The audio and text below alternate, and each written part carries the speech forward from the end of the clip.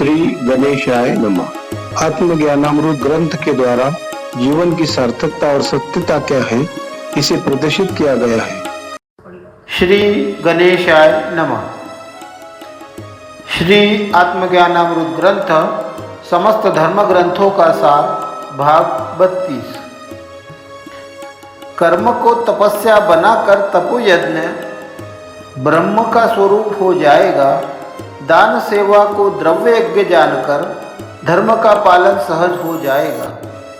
फल का हर स्थिति में परित्याग करके कर्म का महत्व बढ़ जाएगा। आत्मा का दीपक प्रज्वलित करके परमात्मा से मिलन हो जाएगा।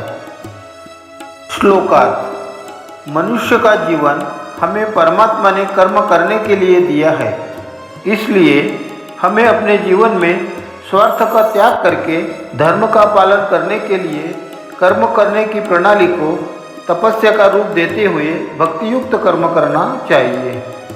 ऐसा करने से कर्म को साधना का स्वरूप प्राप्त होकर व्यक्ति ब्रह्म तत्व के साथ एकाकार हो जाएगा। साथ ही निराधार तथा गरीब समाज की सेवा, जन सेवा, दान पुण्य करके तथा कर्मफल का परित्याग करके साधक निरासक्त योग को प्राप्त कर सकेगा और अपने आत्मा को परमात्मा का अंश समझकर परमात्मा के साक्षात्कार के लिए हर समय प्रयत्न करेगा।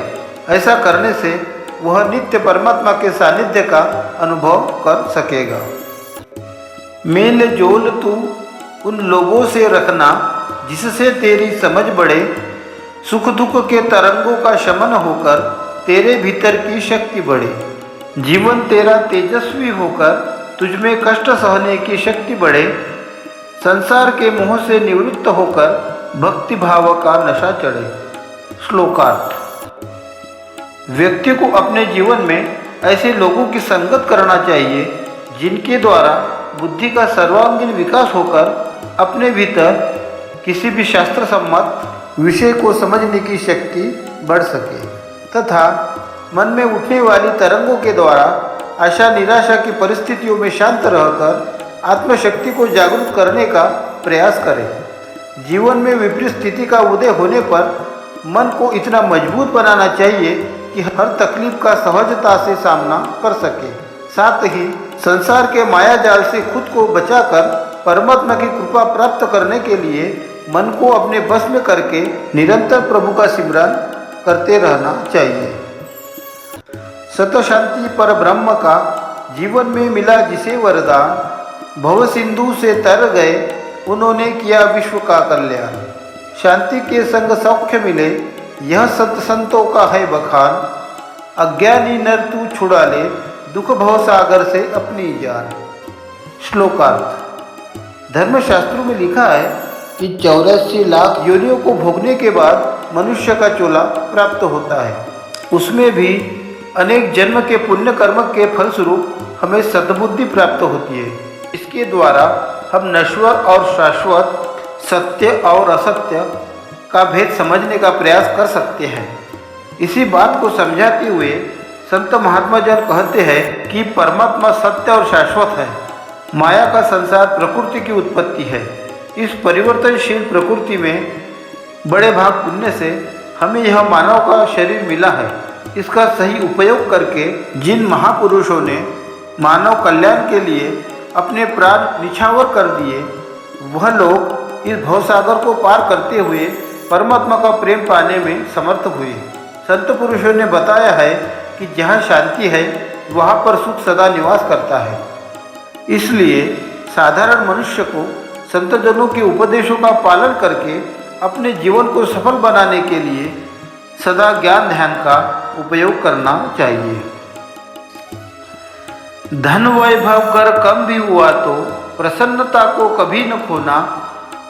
लाभ हानि के विषय में पढ़कर मन को मलिन न होने देना। क्षमा भाव से संपन्न होकर अहंकारी विचार से अलिप्त रहना।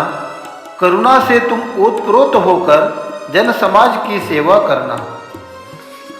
श्लोकार्थ। मनुष्य के जीवन में कई बार ऐसे भी प्रसंग आते हैं कि रुपयों पैसों के अभाव में वह निराश होकर अपने भाग्य को दोष देने लगता है। उसके चेहरे का तेज समाप्त होकर वह उदास तथा खिन्न रहने लगता है।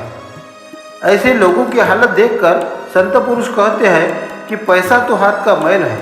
सदैव परिवर्तनशील नश्वर संसार में धन की कभी कमी तो कभी अधिकता, इस प्रकार की स्थिति जीवन में आती ही रहेगी।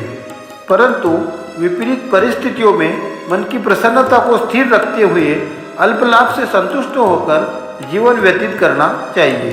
साथ ही मन में दूसरों के दोषों को माफ करने की भावना होनी चाहिए और करुणा से ओतप्रोत होकर अहंकार की भावना का त्याग करते हुए लोक सेवा के लिए कार्य करना चाहिए। दरबार में तेरे हाजिर हुए हम, नहीं रहा रंजो गम का कोई ठिकाना। कई जन्मों से पाप बोझ ढो रहा था, अब ना रहा कोई भार उठाना। दिल ने जब तेरा गीत गाया, हर शब्द से निकला कोई नया तराना। निज स्वरूप का तेरे दर्शन पाकर जीवन का हर मौसम हुआ सुहाना। श्लोकार्थ। परमात्मा की अनुकंपा जिस व्यक्ति पर हो जाती है वह व्यक्ति संसार की किसी सहायता का मोहताज नहीं रहता। इसलिए ध्यान साधना भक्ति करता हुआ भक्त परमात्मा का प्रेम पाकर आनंद से ओतप्रोत होकर कहता है कि हे परवरदिगार, आपकी असीम कृपा पाकर मैं कृतार्थ हो गया हूँ। अब मुझे इस संसार में किसी भी प्रकार की कोई परेशानी नहीं है। मैं कई जन्मों से अपने बुरे कर्मों का फल भुगत रहा हूँ।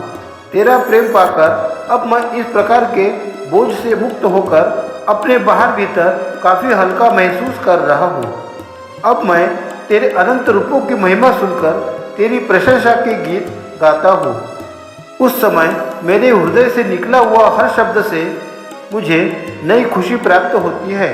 तेरे शाश्वत सुंदर स्वरूप को देखकर मेरे जीवन में अब कोई सुख दुख नहीं रहा, बल्कि अब तो ऐसा लगता है कि जीवन का हर मौसम एक समान होकर निरंतर चारों दिशाओं से आनंद ही आनंद बरस रहा है। परमात्मा की सृजन अवस्था का अनुभव प्राप्त करने के लिए आप सभी महानुभावों से विनम्र निवेदन है कि इस वीडियो को अधिक से अधिक लाइक और शेयर करें।